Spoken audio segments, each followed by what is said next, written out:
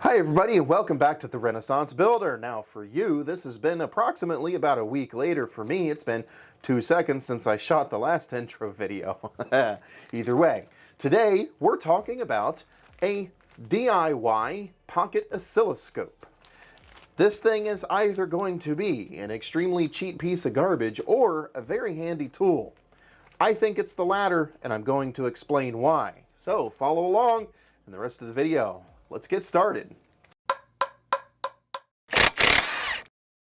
A pocket oscilloscope. I want to start off by explaining why, whilst many other electronics hobbyists and people will say that pocket oscilloscopes, such as the one I'm holding, which is the DSO138, it's literally like 30 bucks, 30, 40 bucks for this thing. I can throw a link in there somewhere for it. It's pretty easily known. A lot of people say these things are junk.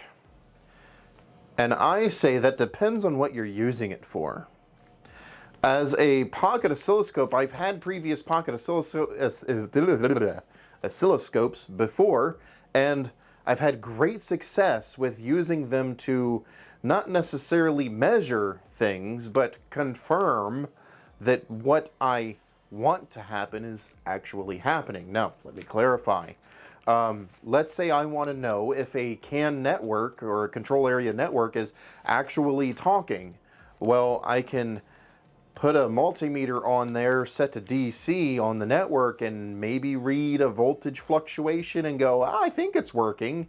Or I can attach a pocket oscilloscope on there and go, oh yep, there's the signal. It's doing exactly what it's supposed to. I don't know exactly what it's saying, but I can see the pattern. I can see oh geez, what am I looking for? I can't talk, I swear. It's terrible. But I can see the waveform is what I'm looking for. So that's where the pocket oscilloscope really shines. Say I want to read, in the automotive world, say I want to read a wheel speed sensor. Well, I can hook up a pocket oscilloscope real quick and go spin the wheel and go, oh, yep, there's my sine wave, my sinusoidal waveform pattern. Yep, that's working. And I can continue to spin it around, and it's actually accurate enough that I can even see if the reluctor wheel is cracked by that waveform pattern. Now, some of these are more advanced than others, and frankly, I would not recommend getting like super advanced in a pocket oscilloscope because, again, I'm not going to be able to accurately measure, like I can't use this for accurate measurements. I can't depend on this to say what the voltage specifically is or what the frequency specifically is. But I can see the pattern, and that's what's important in a lot of situations. So that is why I believe that a pocket oscilloscope is actually very handy. And these ones, I'm always a huge fan of the DIY kits, especially the solder together DIY kits, such as this one that I have duplicating, just putting a general signal on, like this one. It's a waveform generator. That's all it is. But you know, easy to put together kit. It's a great soldering practice, and you end up with something that's, you know, slightly useful. Slightly, like, you know, it's not scientific grade, but it works. Same thing with this. Guarantee you it's not scientific grade. I would not use this to measure computer components or high voltages. God forbid, do not use this for high voltages. But in its limited circumstances, it is very handy. So with that being said, let's get into unpackaging this thing and putting it together. Once we have it together, I'm actually going to use my normal oscilloscope to compare the two in different measurement values using the signal generator to see how accurate or maybe accurate it actually is. So yeah, with that, let's get started. Okay, so, you know, this is actually the second video I'm going to produce with this fancy overhead camera angle. It kind of reminds me of somebody else's videos where pretty much you hear him the whole time talking through his hands. But that's definitely not me. Anyhow, we are going to unbox or unbag the DSO138, the JYTech Oscilloscope Do-It-Yourself Kit. Now, at first glance, I'm going to tell you there's actually a lot less here than I thought there was going to be. We're going to be using this kit to confirm, actually it's right here, whether that soldering iron is worth a hoot or not. But I honestly expected there to be, considering it's an oscilloscope, it's a DSO oscilloscope, which is a digital, oh shoot, now I forget. I'm gonna have to look that up. Anyhow, it's like the lowest quality oscilloscope you can get. It is literally a low-grade voltmeter with a time scale to it, is essentially what it is. But yeah, but it's still an oscilloscope. I expected there to be more to it, but there's not. It's quite simple, actually, relatively speaking. So, open the bag. First thing we have is an LCD display screen. That's pretty nice. It's all on one circuit board. The screen itself is reinforced by the circuit board. Let me go ahead and undo this here bubble wrap. So the screen is mounted to this here PCB board, and it's mounted in such a way that the PCB board reinforces the structure of the screen, because these are actually quite delicate. I'm going to leave the protector on until the project is done. So this being reinforced by a PCB is definitely a good thing. It also makes the breakout soldering significantly easier, so that's good. Here we have leads, and I'm going to say this. One thing I really liked about this kit is that the JYE kit, I had the original JYE Pocket Oscilloscope kit, which used a audio plug for the connectors, and it was super cheap, and it actually ended up breaking. This, having a BNC style connector for the leads allows me to use things like an actual BNC connector. So I can use an actual 10-to-1 lead on this oscilloscope because of the BNC connector, and, you know, have much higher quality readings. So decent leads. I do like these leads, much higher quality than the last generation. Then we have our PCB. There's some books. Now, the first thing I want to point out, and probably the reason that the parts aren't nearly, like, this isn't nearly as complicated, is because, sorry, let me get this straight for you so you can see it. This chip, and this chip, and this chip, and then a bunch of these here SMD pieces are already soldered on for you. Like, they don't expect you to do the SMD soldering, which you probably could get one that does do the SMD soldering, but oof, we'll tackle that another day. So yeah, this is probably why it's not as complicated as it could be, because they have some pretty decent package chips already soldered on for you. In my case, I'm happy with that. All right, so that, and then the parts. So this is literally the selection of parts that they give you. It's really not much. So I'm gonna go ahead. You know what? No, I'm not gonna unbag that just yet. First, I'm going to go through the papers because I'm hoping that they give you a list of things. Let's see, that's step 20. Here we go, step 1. All right, so it doesn't look like always meter resist values before soldering. It doesn't look like they give me a list, at least not on that page, of what should be in there. What is this?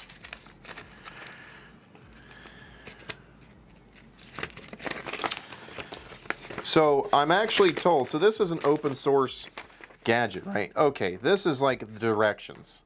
So that's cool. Check this out. The circuit is on the back. That is very cool. I like that. This is the circuit, the electrical wiring diagram of how this oscilloscope works. And that's cool because I very much appreciate a company willing to be open source like this. Open source meaning they allow you to see everything they're doing. From what I understand, the JYE, like this whole kit, is pirated from other Chinese manufacturers.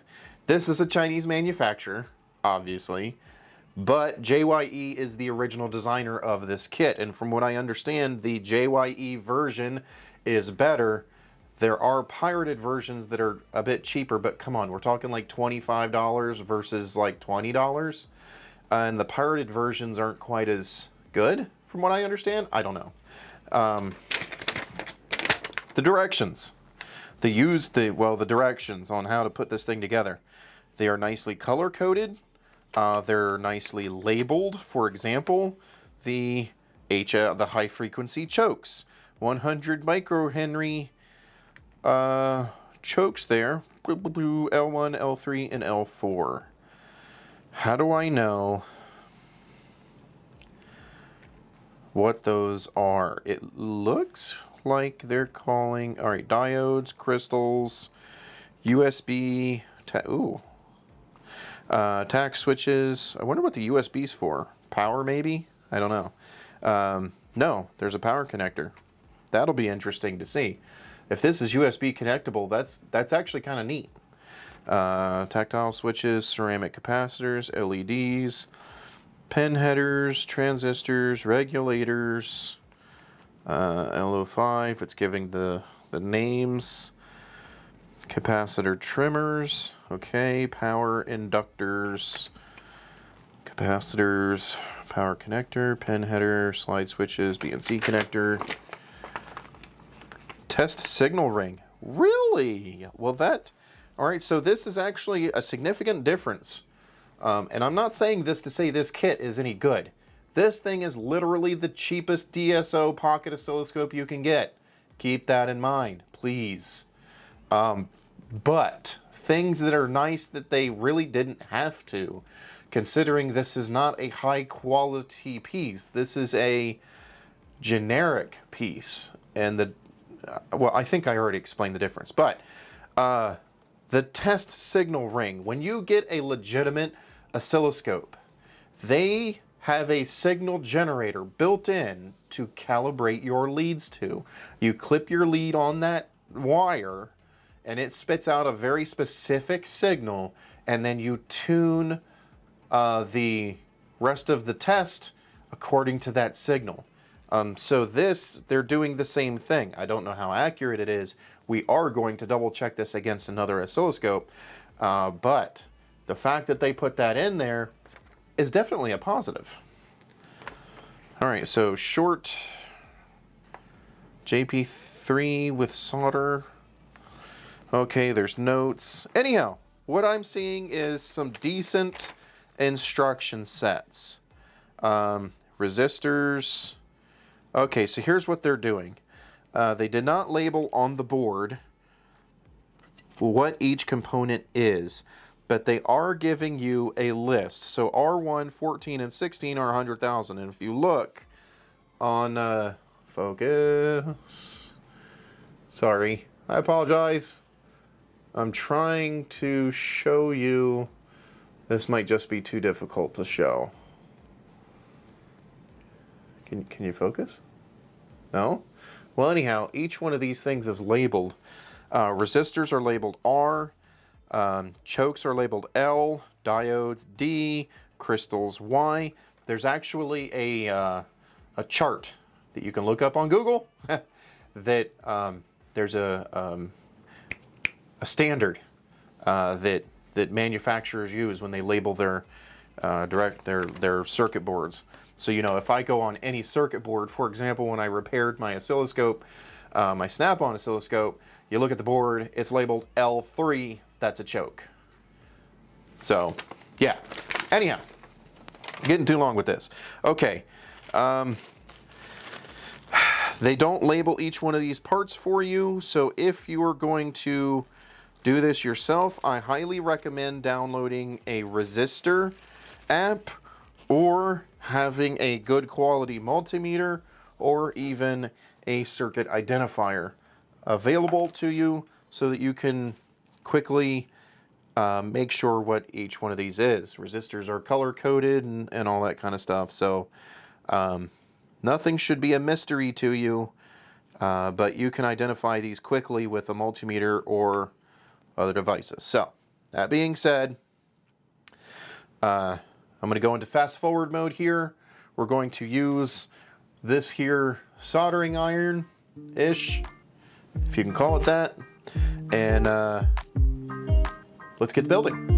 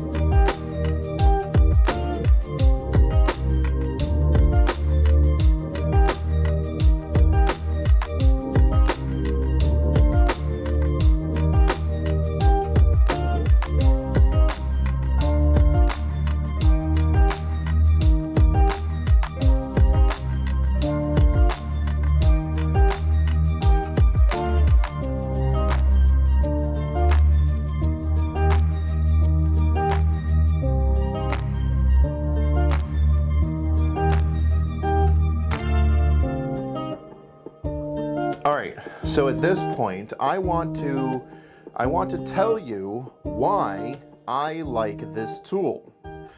I do not like this oscilloscope because I think it's the most accurate way to measure electricity. It's not. Not even a little bit.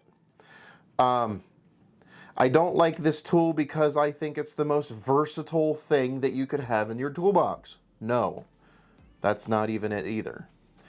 I like this tool because it is a way to confirm that a signal is at least close to what it's supposed to be. In the world of automotive electronics, you have at least two different kinds of signals that you need to see. A square wave PWM signal, as well as a sine wave. Wheel speed sensors, they produce a sine wave. If you want to confirm that a wheel speed sensor is operating correctly or that the reluctor wheel is cracked or missing a tooth, you can use an oscilloscope like this to see that one of the curves on the sine pattern will be different than the others. Not that you need to know how different, you just need to see that it is different. Because a missing tooth or a dirty reluctor wheel or a cracked reluctor wheel will produce a dirty sine wave. And you can see that with this.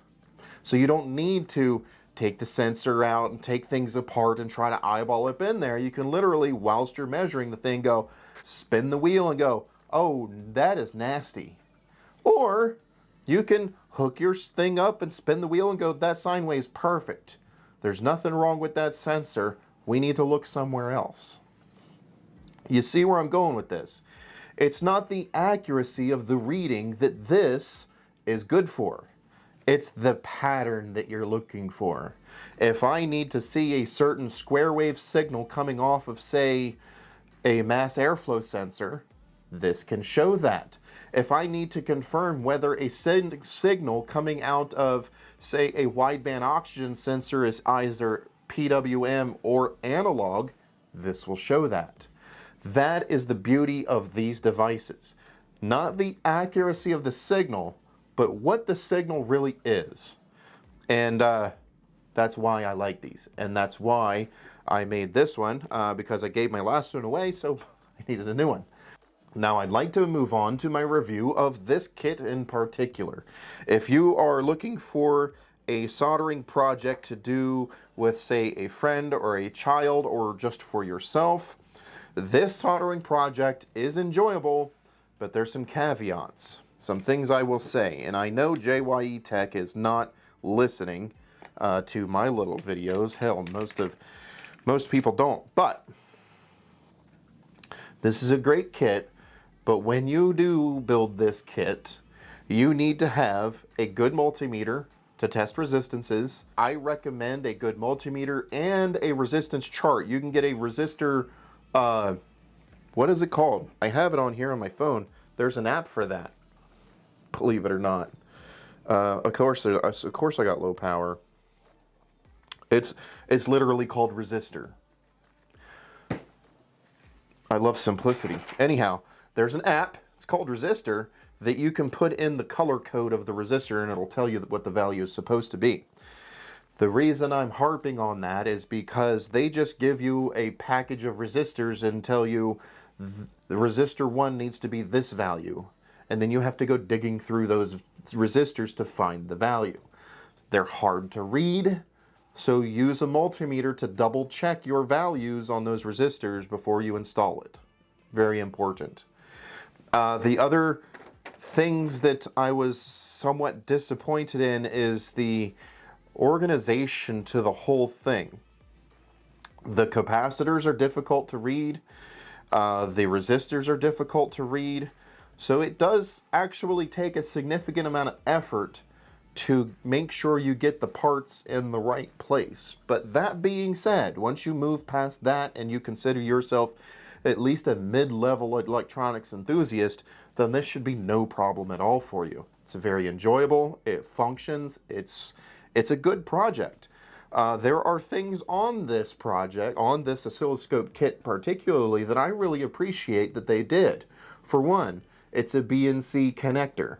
The last version of JYE pocket oscilloscopes was an audio coaxial connector, and that was garbage. So they put a BNC connector on here. Beautiful. Now I can use actual oscilloscope leads, connect those up, and I can get even a 10-to-1 function on them if I want to. Or I can put a 20-to-1 tuner on it. I can do things. They make kits. I can, check this out. I can do this. I have an adapter that I can now use. I can now use meter leads on it. That was a major upgrade on their part. The other part that I really appreciate is they put a calibration frequency generator on there. What that means is there's a little loop here that you can connect the lead up to, and you connect the lead up on there, and it produces 1000 hertz at 3.3 volts. I checked it, it's accurate. There are features on this thing that are very annoying. The button placement and the usability of this is not intuitive. I'm not going to say it's counterintuitive, but it is not intuitive to the point where you just automatically know what to push to do what. You have to play with it a little bit to figure out what does what buttons push, what changes the seconds, what changes the trigger, where to set the voltage. You got to play with it to find that out. But you know, once you play with it, then it comes to you. There are features on this kit that presently are not supported. They give you a USB jack. So I have to look at the chip. I'm going to research the chip and find out what that's all about. Like, there may be communication. In fact, there's a communication bus on here. So this may be able to connect to something like a Raspberry Pi, and then you can create, say, a wireless connected system. So I could like plug this onto something and then be somewhere else and have it wirelessly transmit. I'm not sure, but some other features exist that they don't say are supported right now. So that's kind of interesting to me. So overall, very happy with this. On top of that, something I highly recommend that I'm going to be doing with my oscilloscope, and that's putting the clear Lexan case around it. As much as I like JYE's pocket oscilloscopes, the last one I had, I did not have a case on it, and it was always kind of janky that way. So this time around, I went ahead and splurged, and I say splurged, it's like 20 bucks, on the acrylic case. It's the same thing that I have for this here signal generator. It's a simple acrylic case that, you know, wraps it all around. So nice and protective layer around it. So yeah, if you guys are looking for just a little bit more to your electronic diagnostic abilities, I recommend a small pocket oscilloscope. If you're looking for something that is super accurate in measurement, I do not recommend a pocket oscilloscope. You just cannot guarantee the accuracy of their measurements. But they will show you exactly what the signals are doing and how to interpret that. So it's better than just a multimeter, not as good as a real oscilloscope, but definitely super handy to have in a tool bag if you need to diagnose something. For example, all you HVAC guys out there, whenever you want to test to see if a CAN network is working, like let's say you're testing a BACnet network or a LIN network or a whatever other version is out there, say you want to see what it's actually doing, take your multimeter out and you put it on there and you go from A to ground and B to ground, and you should see a voltage change, and it's kind of like, well, there's something there. Now screw that. Have yourself a pocket oscilloscope and you can put it on the signal to ground and see the network talk. Like, you will see the square waves of the network actually talking. There's no question about it at that point. This module's trying to talk. Then you put it on the frickin' line and you connect up to that and you go, no question about it, I got comm on that line too. Or you put it on there and you got nothing and you go, nope. Or you put it on there and you got a super dirty signal and you go, nope, that ain't gonna work either. So, for the HVAC guys, there is a use for this. I use it all the time. Well, I say all the time. Anytime I need to confirm whether a network is actually communicating or not, or a communicating module, I use a pocket oscilloscope. The multimeter works, but that's, you know, that's like throwing a baseball bat. Well, I don't know where I was going with that, but the meter works, but this works significantly better. So, whatever that's worth. All right, thank you very much, everybody, for listening to me rant about that one. Review of the JYE DSO138 oscilloscope. I like it. It is a higher level electronics build. So I would say it's like a medium level for electronics building. Not quite entry, but it's accomplishable. And it's useful. They are useful. Not for high level stuff, but they are useful. So, thank you very much. I really appreciate you guys watching. Make sure to hit that bell and subscribe icon, you know, for future videos, and I would very much appreciate it. I know these videos aren't the highest quality, but I'm working on it, and it's getting better. I mean, just look at my first video. Anyhow, the more you subscribe, the easier it is for me to have the resources to actually make these better. So that's the goal, is to make better videos. So if you wouldn't mind subscribing, I'd really appreciate you doing that. And, you know, in the next video, we'll have some more stuff to check out. Thank you very much, everybody. I really appreciate you watching. And have a good night. Till next time. Bye-bye.